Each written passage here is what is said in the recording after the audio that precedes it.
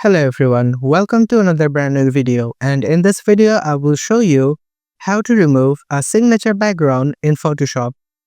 So let's open our Photoshop software, and as you can see here, a signature is opened, but it's not really a PNG, and the background is replaced by a white background.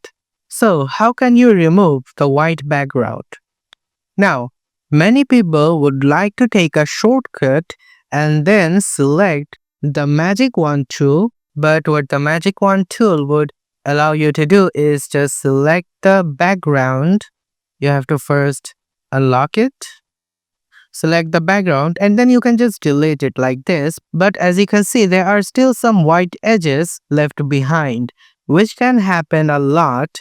And if your signature has a lot of small crevices, that would soon get frustrating.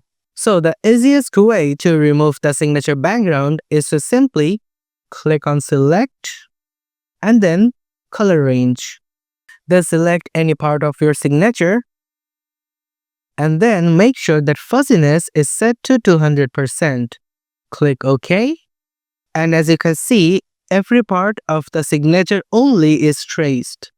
Now you can simply click on this layer mask and your signature will be separated from the background.